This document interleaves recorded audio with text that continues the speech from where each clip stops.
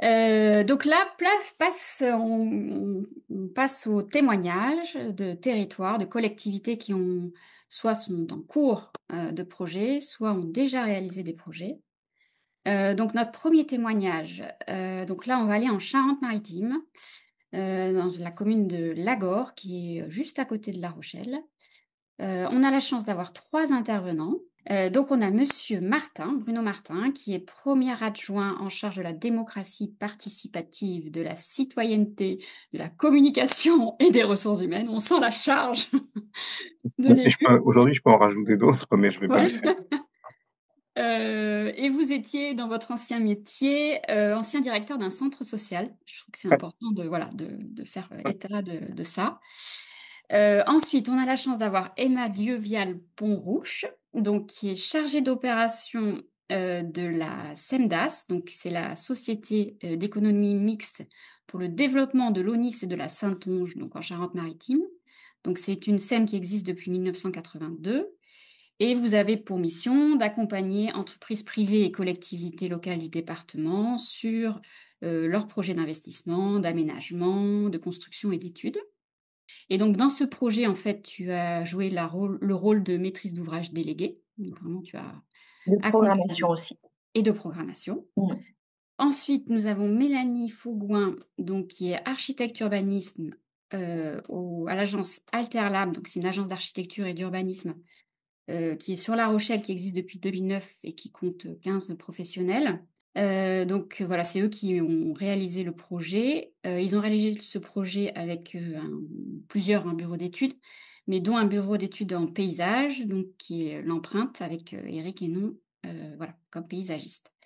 Et elle n'est pas sur la petite diapo, mais il y a aussi Claire Perron, donc je tenais à le souligner, qui est architecte au CAE de la Charente-Maritime, qui a vraiment été là au tout début du projet avec les élus de l'Agor et qui les a aiguillés et orientés pour voilà, bien mener ce projet. Il les a incités notamment à faire une étude de programmation que, effectivement, Emma a récupérée ensuite. Donc l'Agor, pour resituer, donc voilà, ce que je disais, c'est une commune qui est accolée à La Rochelle. Vous voyez, le port de La Rochelle est ici. Une commune de plus de 7000 habitants, donc une commune voilà, périurbaine, hein, dans la première couronne de La Rochelle. Là, je vous ai situé sur une photo aérienne où va être la future école. Donc, vous voyez, hein, dans un tissu très urbanisé, et on voit qu'il y a une dent creuse, on dit en urbanisme, où va s'installer cette future école de l'Agor. Et je vais commencer par interroger Monsieur Martin.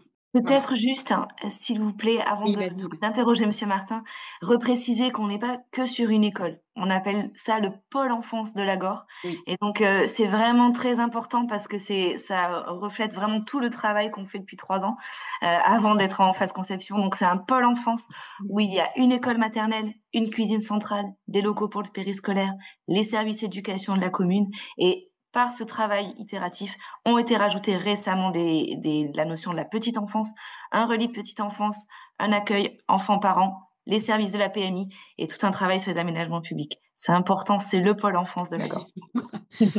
On est parti d'une école et vous voyez, voilà, la Exactement, mutualisation, on est exactement, arrivé à un projet très global où c'est vraiment le exact. pôle enfance, effectivement, de l'Agor qui s'est constitué. Alors, justement, Monsieur Martin, pouvez-vous nous expliquer quelle est l'origine de ce projet? Voilà, expliquez-nous comment, pourquoi vous avez fait pourquoi vous créez une nouvelle école? Est-ce que l'école qui existe était plus suffisante? Voilà, pourquoi vous avez choisi plutôt de faire quelque chose de neuf que de rénover peut-être des bâtiments qui existaient et qui auraient pu accueillir une école? Enfin voilà, on veut savoir tout. Ouais, je vais essayer de tout donner en termes d'informations, c'est toujours un peu compliqué, oui. Rappeler qu'effectivement aujourd'hui, la commune, c'est 7 600 voire 7 800 habitants parce que l'INSEE maintenant est un petit peu tard et que la commune était en décroissance démographique il y a quelques années, c'est-à-dire qui a conduit à fermer des classes en maternelle, en élémentaire. On était vraiment dans cette forme, là et lorsque nous avons été élus en 2014, nous avons initié un plan d'urbanisation de la commune, notamment pour stopper cette décroissance et répondre, aussi aux besoins de logement sur la CDA, hein, sur la première couronne de La Rochelle, hein, parce qu'effectivement, il y a des besoins hyper importants à La Rochelle et de répondre aussi pour, la commune à une exigence concernant le logement social. On était à 6 de logements sociaux en 2014, on est pratiquement à 20 aujourd'hui, donc il y a une vraie volonté effectivement, de répondre. Sachant si on pouvait revenir sur la diapo, vous présentiez la commune tout à l'heure, vous présentiez, alors la com ah oui, Emma est peut-être non, Et oui, Mélanie est c'est peut-être en mesure une est Alors diapo plus oui, en mesure de le faire. c'était les diapos de Claire. Ouais, excusez-moi. Bah, On tant a pis, c'est ici une représentation de la de carte la de la commune, ouais. commune. Donc il y a le petit carré orange qu'on peut voir. Il y a un terrain, vert très, très clair, sur la gauche. Mélanie, vous pouvez déplacer encore.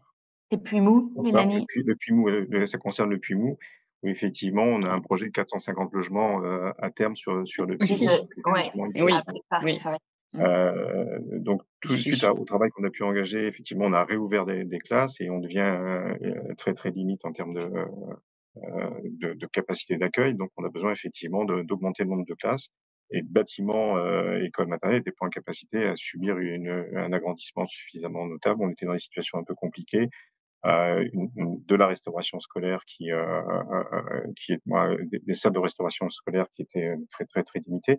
Donc très, très rapidement et après une étude qui a été menée par Emma, elle pourra sûrement revenir un peu plus, largement, là-dessus. On a conduit, on a décidé d'ouvrir plutôt une nouvelle école sur notre territoire pour aussi créer une nouvelle centralité sur notre territoire. Cette étude qui avait été menée pour démontrer effectivement que la population allait augmenter a été menée par un cabinet qui s'appelle KPMG. Donc il y a un cahier des charges qui a été défini. Moi, je vais revenir sur le point essentiel pour moi quand on a travaillé sur le cahier des charges en tant qu'élu, et Emma aura l'occasion peut-être de revenir un peu plus complètement sur un certain nombre d'éléments. Pour moi, il était important de travailler sur la mutualisation des espaces. Ça faisait partie effectivement de quasiment du seul critère que je pouvais avoir à mon sens, parce que trop de bâtiments ont un mono-usage et je trouve ça un peu pas normal.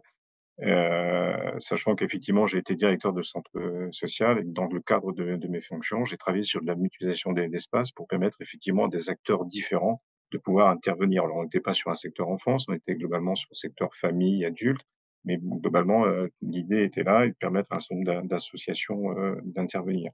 J'ai travaillé aussi dans le cadre de mon expérience professionnelle sur la mise en place d'un centre de loisirs et un périscolaire dans une école, sur La Rochelle, c'est-à-dire de comment arriver à lier les 2 et je peux vous assurer que c'est pas forcément simple. On a travaillé sur des entrées dissociées, ce qui a permis effectivement un usage encore plus fort. Donc voilà, donc globalement, pour moi, c'est des choses qui sont hyper importantes, c'est éviter le mono-usage puisqu'on n'a plus la capacité et la possibilité de le faire. Et puis, l'autre souci pour moi, c'est que les acteurs et les partenaires, notamment sociaux, puissent travailler ensemble. Sur la commune de Lagore, la PMI est dans une salle, dans un bâtiment isolé, avec une entrée qui est complètement isolée des autres, avec une utilisation une fois par semaine. Donc ça veut dire que c'est une salle qui coûte bien cher en termes là, c'est le gestionnaire qui part, alors que cette salle aurait pu être utilisée pour autre chose. Et on a pris la décision que la PMI s'installe sur le bâtiment, sur le pôle, enfance qu'on est en train de créer sur ce bâtiment-là, de façon à ce que les acteurs puissent rencontrer les enseignants notamment, puissent rencontrer aussi, parce que va être accueilli aussi le RPE, puissent rencontrer aussi les acteurs du RPE. Donc c'est de permettre à ce que des acteurs et des intervenants ne soient pas isolés dans leur intervention, mais puissent partager avec d'autres, leur intervention pour, être meilleurs au quotidien. Là, globalement, ce que j'avais envie de dire, moi, en propos, préliminaires.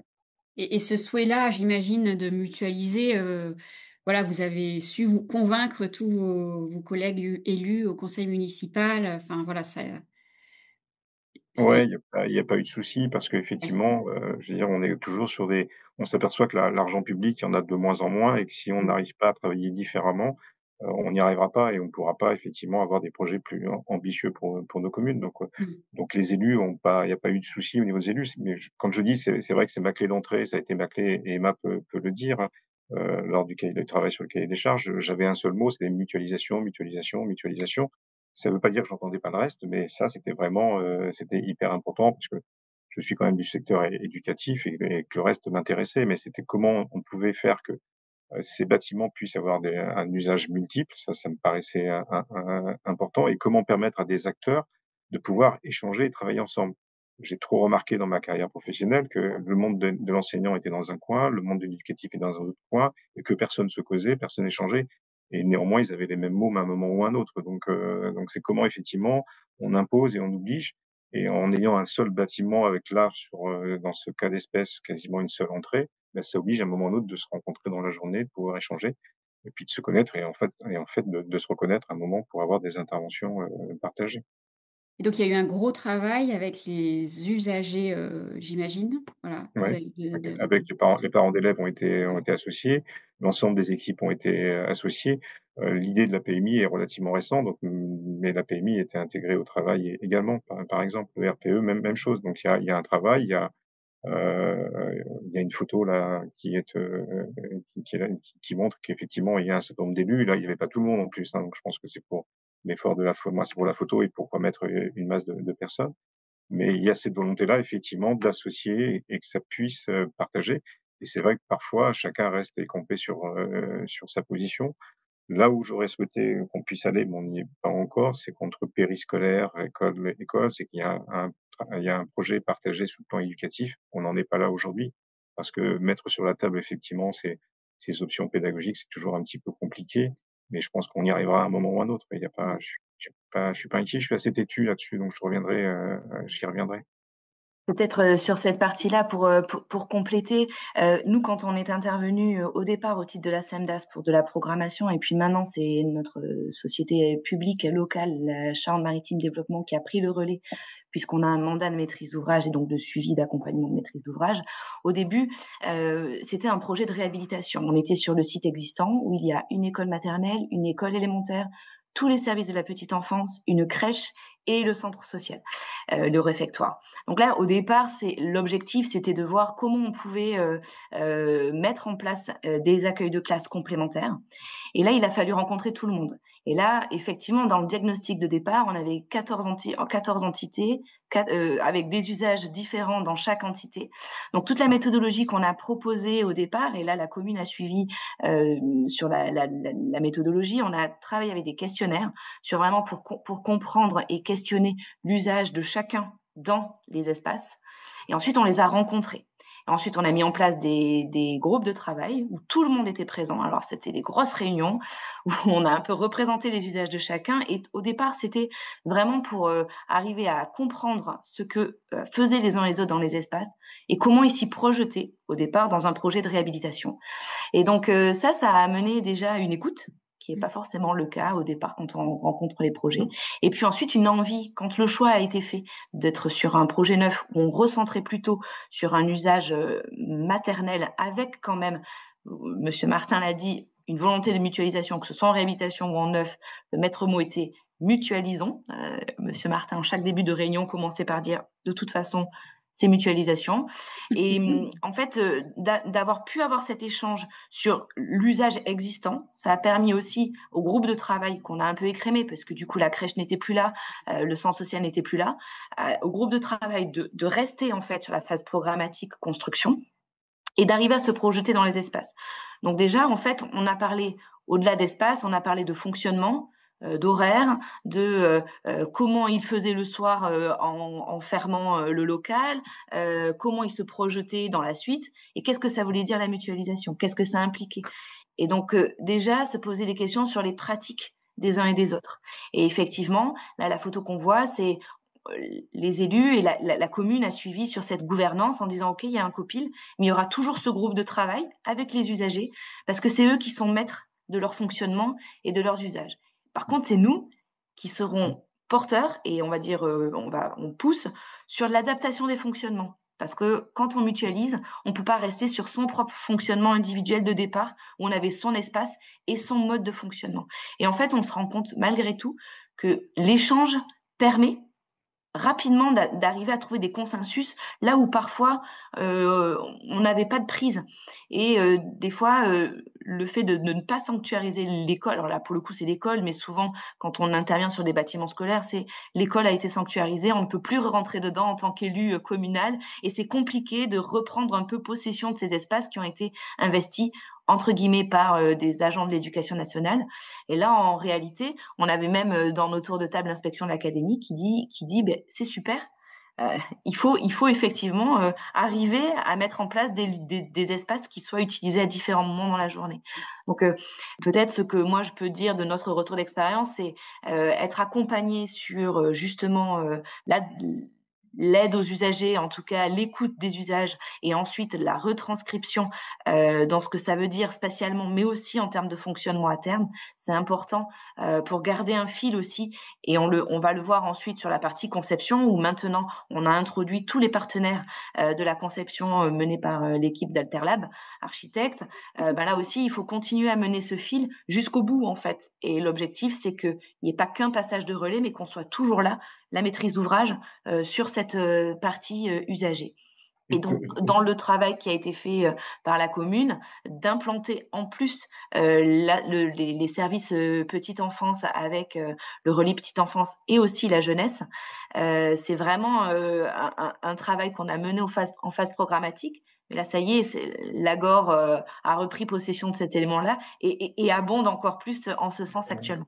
et au-delà de ça, c'est parce que c'est vrai que là, on parle essentiellement d'utilisation en journée. La volonté, c'est qu'il y ait des salles qui soient utilisées en soirée, et notamment, on a deux grandes salles d'activité ou deux petites salles polyvalentes, je ne sais pas comment les nommer. Et l'idée, c'est qu'elles soient ouvertes en soirée pour associations, pour et pour.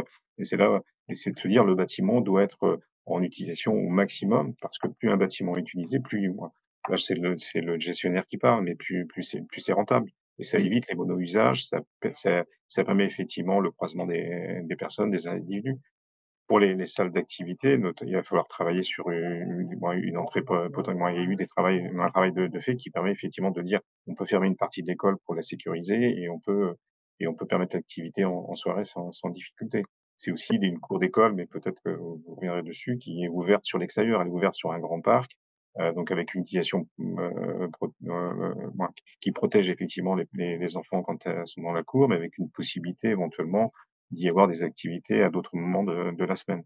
Et juste une question, justement, tout ce travail-là de concertation des acteurs et tout ça, enfin, vous savez à peu près évaluer le temps que ça a mis pour aboutir à quelque chose de un peu définitif?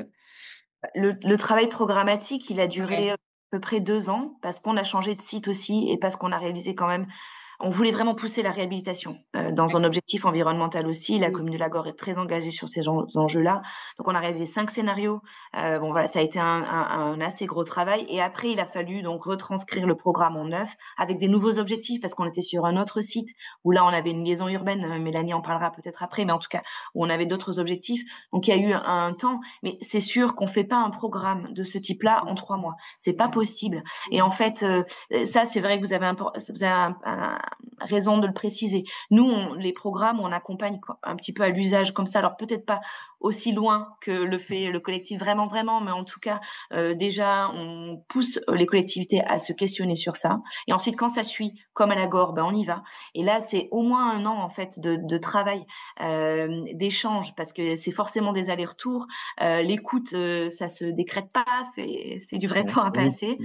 voilà. Et puis Et puis on travaille sur le changement aussi, changement d'attitude vis-à-vis de l'autre aussi. Donc quand on travaille sur ces aspects-là, on prend du temps. Mmh. Si on fait ça en 3 mois, effectivement, on va au casse-pipe. Si on se dit on a du temps pour y arriver, ben, effectivement, on a repoussé aussi le dépôt du permis à un moment parce qu'il faut du temps.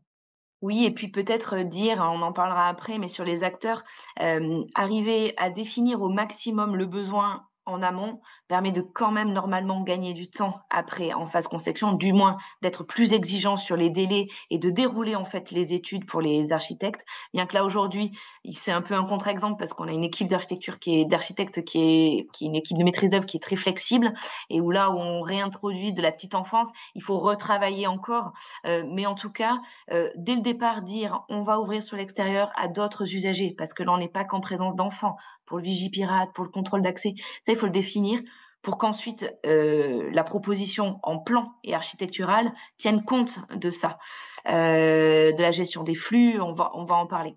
Et donc ouais, là, je pense qu'on va laisser la main à Mélanie pour qu'elle nous présente, le projet et juste en fait, donc on a vu tout à l'heure où allait être construite la nouvelle école et ce foncier-là, il était à la commune, qu'est-ce Il qui appartenait à la commune, oui, ce foncier-là, ouais, ouais. d'accord. C'était l'ancien terrain de foot d'il y a 50 ans et qui était resté, comme ça, et à un moment ou l'autre, c'est un endroit. Et il y aura la partie école alors avec l'idée de créer une place de village, parce que sur cette commune-là, il n'y a pas de place de village en tant que telle, donc il y aura un autre équipement public ou parapublic, là, les choses sont pas encore définies sur le même, ensemble. Sur l'aménagement, là, il y a marqué aménagement ultérieur. C'est à cet D'accord. endroit-là que les choses vont évoluer. Tout OK. l'enjeu, en fait, sur ce nouveau site, ça a été de se dire effectivement que le pôle enfance allait préfigurer le nouveau quartier.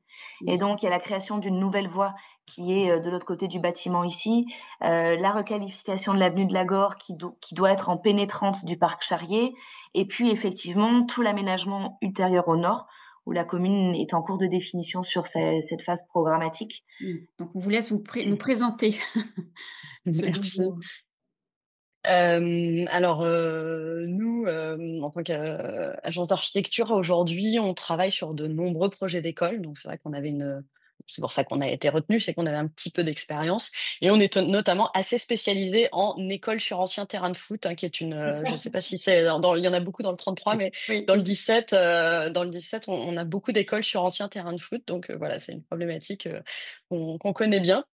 La particularité de ce projet, effectivement, elle était, dans, des ambitions très fortes dès le début dans le programme sur, la place de l'enfant, sur les attentes environnementales et sur cette mutualisation que nous, on voyait d'un très bon œil parce que, ben, évidemment, que ça nous paraît, plein de bon sens de se dire que ces mètres carrés, quand on les construit, il faut les optimiser, les intensifier au maximum. Ce qu'on n'avait pas tout à fait, perçu, enfin, on n'avait pas tout à fait mesuré l'ampleur, c'est que en fait, le travail que nous, on allait faire en plan allait nourrir, et c'est bien normal, une réflexion côté maîtrise d'ouvrage puisque le plan, l'organisation spatiale, rend possible fige des choses, fige des connexions, des usages, mais en rend d'autres aussi possibles. Et ce qui a été, très, très intéressant, je trouve, dans notre travail qui est encore pas complètement abouti puisque, on en était encore hier à s'interroger sur le fonctionnement d'un des bureaux, l'accueil et cetera.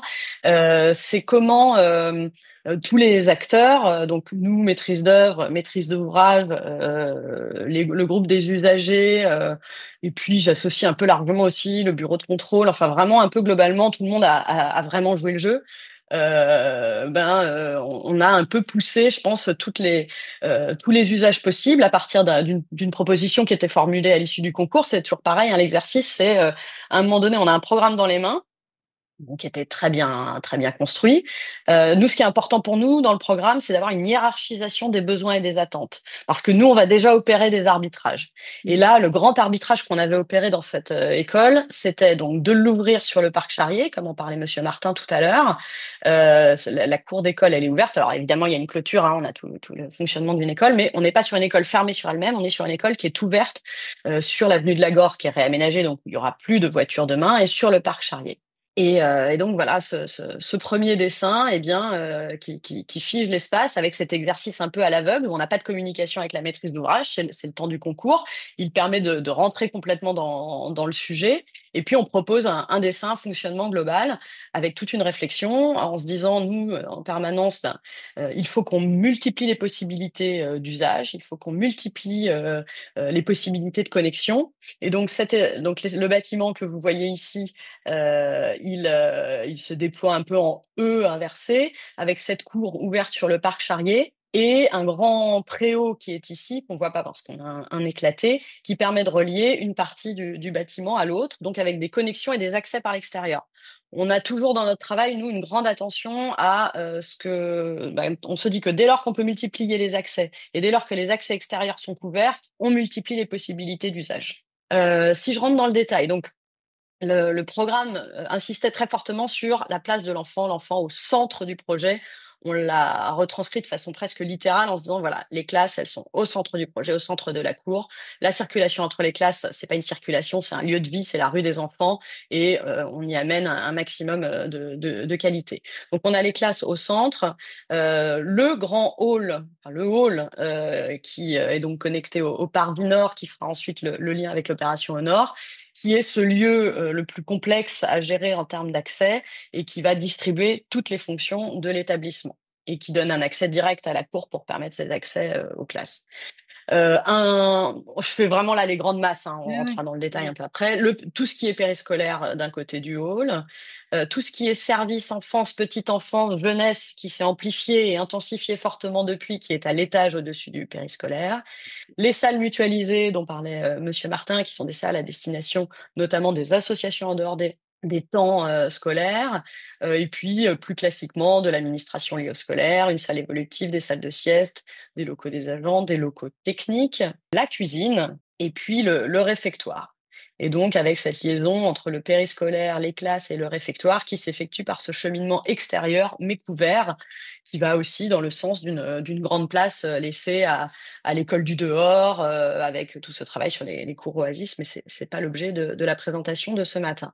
Voilà. Et puis cette cour qui a un grand portail qui ouvre directement sur ce cheminement, qui donne accès au parc Charrier, qui est un parc qui existe depuis longtemps dans la commune, qui est très qualitatif, très arboré, en se disant que la mutualisation, elle est au sein des mètres carrés qu'on construit dans l'école, mais elle est aussi possible par cette configuration spatiale dans ce parc. Et l'idée est d'inciter le plus possible les équipes éducatives hein, qui s'en saisiront, j'imagine, chacune en fonction de leur ressenti et de leur sensibilité, mais à emmener les enfants un peu plus loin que la cour et à les emmener sur le parc. Voilà pour Mélanie, Oui, si je peux me permettre, ça permettra de vas-y. répondre à une question sur le Vigipirate. Oui. Tout l'enjeu sur ce programme-là, c'était de maintenir un accès unique, en fait. Et donc, on le verra après par un jeu de travail de contrôle d'accès. Alors, c'est pas simple, hein, mais en tout cas, la demande était vraiment qu'on ait un accès. Et ça avait été validé avec le référent sûreté, un accès, un accès. Voilà. Et donc, si je passe, voilà, ça c'est un plan qui, comme ça, paraît assez simple puisqu'on a des couleurs. C'est le plan qui illustre très en détail le nombre d'usages et le pourcentage de temps d'usage, pour reprendre l'intensi score d'Alexandre. Donc, je ne sais pas si vous voyez la légende ou si vous souhaitez que je zoome. Ouais. Les couleurs. Oui, je vais le décrire.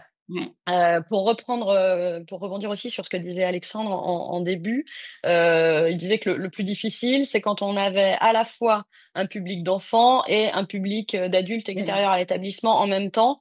Bon, bah là, on cumule ça, c'est-à-dire qu'on a des enfants très jeunes, c'est une école maternelle, avec des publics adultes, des parents principalement, mais pas que, et en même temps dans des espaces, notamment l'espace du hall, alors les enfants ne sont pas dans l'espace du hall quand le hall est ouvert au public, mais vous imaginez que tout le travail sur comment on gère les accès, ces différentes portes, les contrôles d'accès. Est-ce que c'est sur horaire? Est-ce que c'est sur badge? Qui se déplace? Qui vient ouvrir aux parents pendant que les enfants sont dans l'école? Est-ce que l'on donne, qu'est-ce que l'on cache au niveau de la vue? Qu'est-ce que l'on rend visible depuis le hall, depuis l'extérieur? Toutes ces questions-là, on continue de se les poser. On se les est posées très en amont parce que tous ces sujets sont apparus. Et au fur et à mesure que l'on fait, que le programme évolue et que le programme fait évoluer le dessin qui lui-même renvoie à des questions aux maîtres d'ouvrage et aux usagers, eh bien, on ajuste au cas par cas, voilà, chacun de ces sujets parce que à travers ces sujets, c'est la question de la sécurité de l'enfant, de la sécurité ou du travail, de l'usage quotidien des agents qui sont donc aujourd'hui répartis. Ici, vous avez l'étage avec les bureaux des agents des services petite enfance, enfance et jeunesse de la commune. Donc, avec un escalier, un ascenseur, une circulation verticale. Ce hall qui est vraiment le hall d'accès unique à l'établissement pour tous les usagers, à l'exception du prestataire, enfin des cuisiniers hein, qui ont un accès direct sur la cuisine ici. Mais voilà, les couleurs représentent le nombre d'usages au sein le nombre d'usages pour l'établissement. Donc on a un usage sur les parties à poids, qui sont la salle des maîtres et la PMI, en gros. Et pour le reste, on est entre deux usages pour la partie scolaire, où il y a forcément le périscolaire qui intervient, puisqu'on a les ATSEM, le temps de la pause méridienne notamment. Donc ce vert un peu clair et ce vert un peu plus foncé, on est sur deux usages. Et puis dès qu'on arrive sur la partie jaune ici et la partie périscole, on passe sur 4 usages. Et en rose et bleu, enfin en bleu 5 usages et en rose 7 usages. Donc ça, ce sont vraiment les salles mutualisées avec la possibilité d'accueillir des associations. Sur ces 7 usages, on a donc du périscolaire matin et soir, le périscolaire de la pause méridienne, l'école, puisque ce sont les salles de motricité de l'école, jeunesse, donc centre accueil jeunesse pendant le centre de loisirs pendant les vacances, RPE, LAEP. Donc RPE, c'est les anciennes rames, hein, les relais petite enfance. LAEP, ce sont les lieux d'accueil parents-enfants. On a en plus le RASED, donc le soutien voilà, pour les élèves, les enfants en difficulté, et des associations en dehors du temps scolaire qui peuvent intervenir sur ces espaces. Voilà, pour situer un peu la... Vas-y, C'était plus Emma. la jeunesse, là, c'est les ados, en fait, plutôt. Oui. Et c'est intéressant parce que dans le projet au départ, effectivement, tu le disais, c'était plutôt à destination enfants 3-6 ans, le public de départ. Et en fait, on a rajouté, enfin, la commune a rajouté la petite enfance, donc 0-3 ans, et rajoute aussi les ados. Donc, en fait, on se rend compte aussi qu'en termes de... Et on avait déjà des adultes avec les associations, on se rend compte qu'en fait, on a tout le spectre de la citoyenneté la gordaise, quoi. Donc, c'est intéressant, finalement, que le projet s'ouvre encore plus à des usages différents. Et puis on voit que on est vraiment sur cette partie où il y a toutes les couleurs plutôt à droite. Et en fait, le réfectoire, il faut le dire parce qu'on parlait du réfectoire tout à l'heure, ça a été un vrai sujet, la mutualisation du réfectoire et comment la commune. Il y avait peut-être trop de changements de fonctionnement d'un seul coup. En tout cas, la commune a dit, pour l'instant, on reste sur ces deux usages, mais on se laisse la possibilité d'ouvrir peut-être à un autre moment. Donc dans le plan, on a une petite sortie directe sur les extérieurs qui était demandée et qui est maintenue dans le cadre du projet. Même pour se laisser la possibilité, c'est aussi ça qui est intéressant, l'évolutivité du bâtiment, pour se laisser la possibilité de encore mieux mutualiser peut-être à terme. Oui, c'est ça. Aujourd'hui, on a effectivement un accès unique par le hall et des fonctionnements, des liaisons internes possibles et des fonctionnements par la cour possibles. Et puis, en fait, on sait que cela permet un grand nombre de scénarios. Typiquement, les classes. Il est possible de rentrer par le hall, de traverser, d'accéder à la rue des enfants et puis aux classes, ou d'accéder directement par l'extérieur. Encore une fois, j'ai pas insisté sur l'architecture du bâtiment, mais on a systématiquement des débords de toit, des passages couverts en extérieur pour permettre ces accès de façon confortable et un accès aussi par l'intérieur du bâtiment, par ici. Donc le fait de multiplier comme ça les possibilités, normalement, ça permet un grand nombre de scénarios et ça permet une vraie évolutivité du bâtiment parce qu'aujourd'hui, on fait un scénario, on a poussé ce qui va être construit, mais on se doute que le bâtiment, il va évoluer dans les prochaines années à venir. Et on imagine bien avec le titre de votre diapo que la phase Alors, conception a été compliquée. oui, alors ça Ouais, nécessite beaucoup de temps, ouais. beaucoup d'échanges. Ça nécessite de travailler vraiment, je trouve, main dans la main avec un bureau de contrôle parce que dès qu'on est sur un sujet de porte, on touche à la sécurité incendie. On avait rencontré le référent sûreté, comme le disait Emma. Et traditionnellement, c'est vrai que nous, architectes, on est habitués à travailler en plan avec de la gestion de flux différenciés, des marches en avant, des pieds propres, pieds sales, toutes ces, toutes ces gestions de flux. Le plus, je pense que le paroxysme de la difficulté de la gestion de flux, c'est un hôpital où on doit avoir tout un tas de cheminements qui ne doivent pas se croiser, mais dans des espaces qui donc sont séparés. Et là, la difficulté, c'est de superposer des flux qui ne doivent pas se croiser, mais en même temps dans un établissement où les autres flux sont là, et donc dans le temps et pas, on les sépare dans le temps et on ne les sépare pas dans l'espace. Voilà. Ça a nécessité aussi dans les petites, petites choses un peu techniques, on fait ce qu'on appelle les simulations thermiques dynamiques pour définir les scénarios d'occupation d'un espace et voir jusqu'à quel point, si on garantit bien son confort à tout moment de l'année.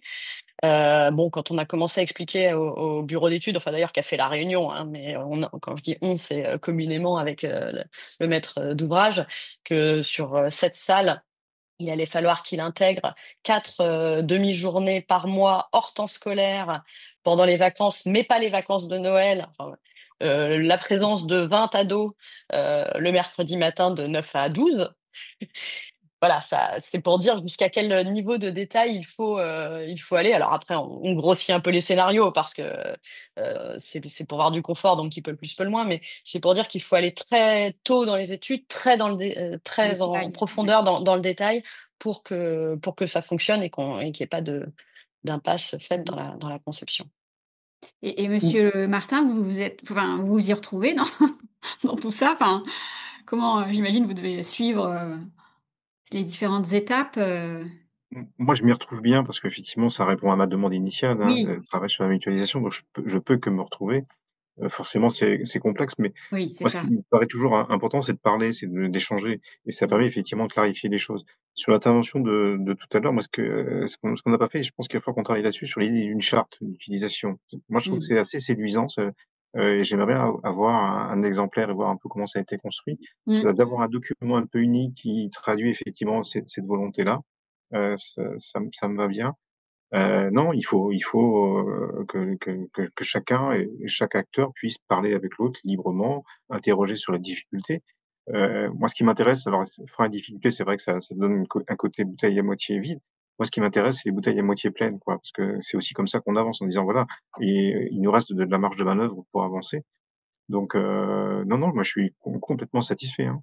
Peut-être ce qu'on peut dire quand même, puisqu'on est sur les freins et difficultés, mais aussi les choses positives, vous avez raison, de travailler sur la mutualisation parce qu'on est sur un projet qui est quand même, on l'a pas dit, BDN à argent, donc on est sur des exigences environnementales qui sont très fortes.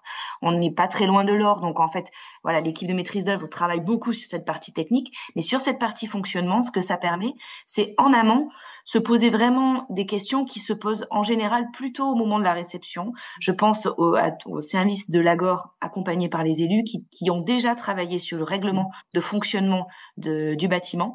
Et on vient juste de déposer l'APD, on n'est même pas en pro. Et ça, c'est intéressant parce que ça veut dire que le fonctionnement va vraiment de pair avec l'espace. Donc l'usage va vraiment de pair avec l'espace. Et il n'est pas délaissé, on se pose pas la question de cet usage-là à la fin. Et la mutualisation permet ça parce que de fait, il faut caler les horaires, il faut que les gens discutent entre eux, il faut qu'on sache comment on fonctionne. Et je sais qu'actuellement les services y travaillent d'arrache-pied. Et ça, sur ce projet, ça fonctionne bien parce que Mmh.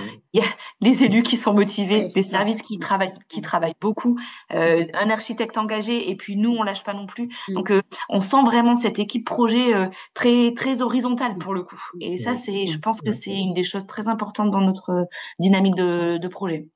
Mmh. Pour moi, ce qui est important, c'est que ça réinterroge aussi les pratiques des personnes qui sont au quotidien dans le bâtiment. C'est-à-dire qu'à un moment, Mmh. le comportement, la manière de regarder les choses sera complètement, différente. Moi, je suis assez satisfait de me dire: «La PMI, elle intègre ce bâtiment-là et c'est la PMI sera pas isolée du reste du monde». Mmh. Ce que je trouvais pas très très logique, hein, au-delà effectivement de l'aspect, financier, de gestionnaire et de se dire: «Voilà, ce partenaire-là va pouvoir rencontrer plus facilement, l'école, plus facilement le RPE, plus facilement». Je trouve que ça a du sens et on donne une cohérence dans les interventions, de chacun. Mmh. Et alors, combien de mètres carrés neufs ont été économisés? Si voilà, on peut se dire, s'il y a un bâtiment, un usage, Alors, on heu, a on a un peu retravaillé pour, la présentation d'aujourd'hui, mais globalement, au départ, dans le programme, on avait 440 mètres carrés qui étaient mutualisés et aujourd'hui, en intégrant la petite enfance et les jeunes, l'effort de mutualisation a été plus fort. Mutualisation sur les fonctionnalités, enfance, parentalité, jeunesse sont optimisées. En temps d'usage, l'école ne représente plus que 15. Tout ce qui est l'accompagnement à la parentalité représente 80 sur ce bâtiment.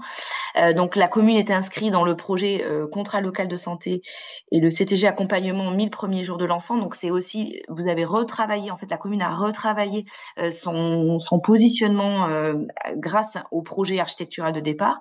Et donc la question que vous nous posiez, c'était et si on avait construit un espace, un usage, qu'est-ce que ça serait? Donc globalement, on aurait eu plus 650 mètres carrés à construire si on n'avait pas fait ce travail-là un peu fin. Donc effectivement, ça a un impact sur le foncier qui est important, c'est pas négligeable. Et puis sur le coût, on estime à peu près à 2 millions d'euros d'économie ce travail de mutualisation. Donc ça rentre vraiment dans cette idée de sobriété, enfin complètement foncière, énergétique, de la ressource, quoi. Et malheureusement aujourd'hui, dans les travaux qu'on peut avoir, alors là pour le coup, la démarche BDNA le valorise, mais peut-être pas assez par rapport au travail qui est fait sur justement l'économie que ça peut générer en termes de surface, ce travail de mutualisation et d'emprise en fait dans les communes. Et du coup, et 2 millions d'économies pour la collectivité, c'est ouais. hyper important parce qu'on peut aller le mettre ailleurs s'il y a une nécessité ailleurs. Et dans Exact. la rénovation de l'école élémentaire, bien sûr. Et donc, est-ce que vous pouviez nous montrer le coût en fait de ce projet au mètre carré, un peu pour avoir une idée par rapport à une école classique, Mélanie? Oui, alors je peux donc Ouais. le coût global du pôle enfance et de la cour d'école hors aménagement extérieur, on s'est pas étendu sur les aménagements extérieurs, mais il y a quand même le retravail d'un parvis et de 3 voies, donc c'est voilà, c'est 6 292 000 €. On a 2 272 mètres carrés de surface utile construite, hors cours évidemment, donc on est à 2 945 € du mètre carré, hors taxe bien entendu. Et si on ramène sur la SDP, la surface de plancher, donc la surface déclarée au moment du permis de construire, 2 753 mètres carrés, puisqu'on a toujours des surfaces de circulation qui comptent dans la surface de plancher et qui ne comptent pas dans la surface utile. Et donc, ça nous fait un ratio de 2 430 € du mètre carré, sachant que cette surface de plancher est ce qui s'approche un peu le plus de la surface construite, puisque la surface utile ne prend pas en compte les circulations qui sont forcément très importantes dans des espaces scolaires où il se passe plein de choses dans les circulations. On ne fait pas que circuler.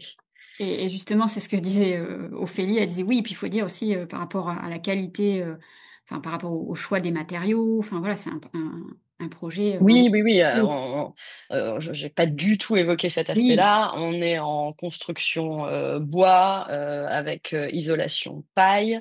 On a une grande démarche de réemploi très poussée. On travaille sur une option qui est encore pas complètement sécurisée, mais de toilettes sèches pour pousser aussi tous les curseurs de l'aspect pédagogique de l'école sur l'eau. Je ne sais pas si on revient ici. Donc ça, c'est une vue de la cour d'école. Donc c'est ce grand préau qui lie le périscolaire au réfectoire avec l'accès ici aux classes et à la rue des enfants. Et ces toits sont débordants, les chéneaux qui récoltent les eaux de pluie sont traités un peu comme des gargouilles et l'eau tombe sur des cailloux et ensuite circule de façon gravitaire et visible en surface. Donc notre idée, elle est que tous les aspects de l'école aient une fonction, enfin de l'école et du bâtiment plus globalement, est une fonction pédagogique en premier lieu à destination des enfants, mais pas que, puisqu'on aura aussi des adultes. Donc on travaille aussi sur la mise en place d'urinoirs féminins dans l'espace des agents. Donc voilà, on pousse un certain nombre de curseurs enfin on en pousse un grand nombre. En tout cas, on peut pas tout pousser parce qu'il y a des réalités économiques, mais avec le maître d'ouvrage, on en pousse un maximum et puis on fait des arbitrages, voilà. et par rapport à une école classique, en fait, c'est ce qu'on s'était dit. Les coûts ne sont pas vraiment complètement Alors là, je démesurés, pense qu'on quoi. est Voilà. je peux peut-être Ouais, laisser parler Emma qui ouais. programme de nombreuses écoles, mais nous, par rapport aux écoles qu'on a construites à ce jour, on est dans un coût moyen ici. C'est-à-dire Ouais. qu'on a fait des écoles beaucoup plus avec des coûts plus importants, où on a pu pousser les curseurs environnementaux notamment plus loin. Et puis on a fait des écoles aussi moins chères, mais où là, on avait d'autres arbitrages et où on avait notamment une cour d'école qui n'avait pas du tout les qualités de cour Oasis qu'on a ici dans ce projet. Donc on est En pour nous dans un réalité, coût moyen. Je sais pas toi, Emma, ce que tu peux oui, en... c'est ce que en fait, aujourd'hui, dans le travail qu'on a, les communes n'ont pas de budget. On parlera après des aides, mais en neuf, en fait, il se passe plus grand-chose. C'est quand même compliqué pour les communes. Et donc, tout le travail qui est fait en amont, dans le travail programmatique, c'est on a la notion d'investissement, il est important, mais il faut travailler sur le coût global et donc aussi avoir conscience des coûts de fonctionnement qu'il peut y avoir, c'est-à-dire un investissement moins important au départ. On a peut-être une notion de confort qui est déjà pas quantifiable en argent, mais qui est quantifiable en coût humain, on va dire.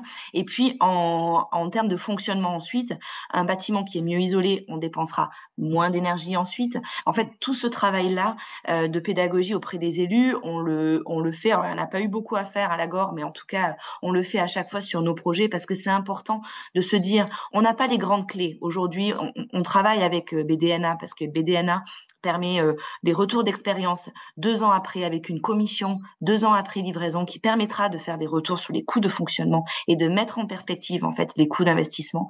Et ça, moi, je pense que ça va être très important pour les communes. En tout cas, nous, on pousse auprès d'ODIS pour que ce sujet-là il puisse être mis en avant. Et peut-être se dire, on a peut-être 20% d'investissement complémentaire par rapport à une école classique. Et encore, qu'est-ce que ça veut dire construire classique aujourd'hui? Parce qu'avec l'ARE 2020, on a quand même des curseurs qui sont poussés. En tout cas, il y a peut-être 20% d'investissement en plus. Par contre, en coût de fonctionnement, on y gagne. On y gagne peut-être 20-30%, je ne sais pas. Et aujourd'hui, en fait, on n'a pas les bons jalons, mais on est en train d'essayer d'avoir des retours d'expérience pour faire valoir ça auprès des communes. Par exemple, le travail sur l'usage, sur la cour de récréation, c'était de dire, on a une cour oasis, la commune va investir dans cette cour oasis, ça va demander par contre peut-être un peu plus d'entretien qu'une cour où on en enrobait partout. Et là, la proposition, c'était de dire, pourquoi pas animer trimestriellement, ouvrir cette cour d'école et faire l'entretien avec des parents d'élèves, faire un événement festif pour faire de l'entretien. Et donc là, ça se négocie aussi avec les espaces verts qui dit oui, mais on va pas faire des élagages, c'est évident, mais par contre mettre en place des moments où on peut entretenir avec les gens, pourquoi pas. C'est aussi ça a une valeur pédagogique aussi pour les enfants. C'est un petit exemple, mais voilà, cette notion de coût global, elle est intégrée dans le projet et je pense que c'est important aussi pour les élus d'avoir cette vision-là aussi quand on programme un projet. Et justement, là, donc on voit sur votre diapo là, que par rapport aux aides, en fait, vous avez eu très peu de subventions sur ce projet. Alors là, pour le coup, on a une commune très active sur sa recherche de financement, Ouais. donc c'est toujours en cours de recherche. On est au stade PC, donc il y a encore pas mal de possibilités. Ce qui est certain, c'est que les baisses de budget globales s'appliquent à tous. Le recentrage des financements sur plutôt des projets de rénovation et réhabilitation, ce qui paraît tout de même logique dans une approche environnementale, elle se fait effectivement sur les projets en réhabilitation. Donc là, la part de subvention, elle est à 16%. Il y a un petit peu d'aide de l'État, un petit peu d'aide de la CAF. On a un gros travail sur les aménagements extérieurs de gestion intégrée des eaux pluviales où on va améliorer le fonctionnement du quartier en déconnectant quelques réseaux. Donc là, on va essayer d'aller chercher de l'aide de l'agence de l'eau. Sur le réemploi, on est en lien avec la région parce qu'on a une démarche de réemploi à l'échelle du territoire. Enfin, on essaie d'impulser une dynamique à l'échelle territoriale. Donc, on est en train de travailler avec la région sur cette partie-là, mais on a peu d'espoir sur la capacité à générer un gros fonds sur cette partie-là. Donc c'est la commune en fait qui va faire preuve d'agilité sur sa gestion foncière, sur sa gestion patrimoniale et puis sur l'emprunt aussi. Voilà. Donc là c'est aussi un travail des services avec les élus sur cette agilité-là, agilité-là. Ouais. Ok. Et le fonds chaleur, quand même, qui va, oui, bien sûr, tu as raison. Participer puisqu'on est en géothermie D'accord. Sur l'opération. Et dans le cadre du contrat territorial avec la délégation de l'ADEME vers la mission énergie du département, on a une participation en fait sur la production de chaleur. D'accord. Je vois qu'il y a quelques questions. Alors, il y a des choses où vous avez répondu, mais il y en a où... donc, il y en a une personne qui demande qui gère le partage de l'utilisation des locaux mutualisés. Alors, peut-être, Monsieur Martin, vous voulez répondre. Je sais qu'aujourd'hui, Aujourd'hui, il y a un règlement qui est mis en place et on est en train de paramétrer tous les contrôles d'accès. Et D'accord. ensuite va venir la mise en place de plages horaires et de fonctionnement. Là, pour l'instant, la commune est en train d'y travailler. D'accord. Ce qui demandait justement dans cette question, si ça allait générer un emploi, en fait, carrément, pour gérer ça, quoi. Ce partage des utilisations, une espèce de conciergerie, en fait. Alors, il n'y a pas de concierge sur site. Ça a été une des demandes au programme dès le départ. Donc, je pense pas que ça générera un emploi. Alors, je pars sous couvert, mais a priori, c'est pas ce qui était proposé. Mais A on est en priori, c'est pas train d'y a travailler en priori, c'est pas réalité. a priori, c'est pas privé, c'est pas prévu, pardon. Ouais. Ce qui est aussi important, c'est de travailler sur l'intelligence collective. Mmh. Chacun doit être responsable quand il l'ouvre le soir, il doit refermer. Si je prends l'utilisation en soirée, je veux dire que chacun doit se sentir responsable de la gestion du bâtiment. Par contre, il y a un très fort contrôle d'accès sur le bâtiment avec Oui. des badges qui seront gérés avec des plages horaires. Donc ça, il y a quand même ce travail-là qui est mené, mais ça n'empêchera pas l'humain. Et là, sur la partie humaine, justement, on le travaille en parallèle de l'aspect technique pur, bâtiment et contrôle d'accès. Il a une dernière question. Comment avez-vous traité les surfaces de la cour? Bon, ben, elle a répondu, Euh, Mélanie. Ouais, comme le temps qu'on réponde à la question, je me permets de lancer on avait fait un petit film qui peut faire un fond d'écran pendant qu'on on répond aux questions, qui peut illustrer de façon un peu plus concrète le traitement architectural et le traitement de la cour. On va le voir. La cour, elle a vraiment été, comment dire? Elle a été travaillée comme c'est une cour en U, ça crée assez naturellement, assez facilement des sous-espaces. Donc, on a travaillé sur à la fois des espaces de jeux de jeux actifs où les enfants se dépensent, et puis des espaces plus calmes, des espaces où les enfants peuvent se poser, lire, discuter, des espaces qui sont évidents. Donc voilà, là devant typiquement il y a un circuit vélo qui va pouvoir passer. On a des espaces perméables, végétalisés, on a des arbres plantés. On a aussi des espaces de gradins pour faciliter l'école du dehors que l'on voit là sur la droite de l'écran. Des jeux traditionnels de cabane. Les gros cailloux que vous voyez, ce sont les endroits où l'eau de pluie va tomber lorsqu'il pleuvra. Des espaces d'assises un peu répartis, un toboggan, une cabane, des espaces pour grimper, des carrés potagers. Des espaces donc à l'abri de la pluie, cet espace de préau où l'on trouvera des marquages au sol de type marelle, de type labyrinthe, enfin tous ces jeux un peu classiques d'école maternelle revisités. Voilà. Vous voyez le long du sol aussi ce qu'on appelle la rivière ou le cheminement de l'eau de pluie. Les enfants auront l'eau de pluie comme ça sur une très fine lame qui va circuler. Et puis sur cette partie sud de la cour, une partie laissée plus en friche avec le ponton que vous voyez là en rouge au fond, où on imagine un espace plus d'observation de la cour, dans un espace plus en friche, où l'idée c'est que les enfants puissent se poser sur ce ponton et regarder finalement ce qui se passe, comment les petits insectes, les petits oiseaux, les petites bêtes, les plantes prennent un peu de place dans cet espace en se disant que bah, tout ça va pouvoir évoluer. On a aussi une cuve de récupération des eaux de pluie qui est visible, qui est à côté du réfectoire et à côté des carrés potagers pour que les enfants puissent aller remplir leur petit arrosoir et arroser leur carré potager. Voilà, on a aussi des panneaux photovoltaïques en toiture comme vous le voyez, des grands débords de toit. Tout un Et travail aussi sur la clôture avec des espaces qui sont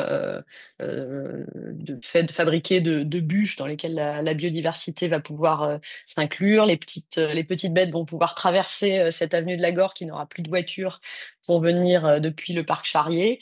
On ne pense pas on se fait pas d'illusions, hein, ils viendront pas dans la cour de récré quand il y aura 150 enfants en train de hurler, mais mais peut-être la nuit, voilà. Et il y a une dernière question c'est par rapport à ce plan. Il demande de la couleur marron. En fait, ça sera quel type de matériau? Dans la cour, Oui, sol ce en sont fait. des copeaux de Copeaux de bois. bois. Ouais, d'accord. Oui. Bon, ben, on vous remercie beaucoup tous les trois. Donc, merci beaucoup et à bientôt. bientôt. Merci.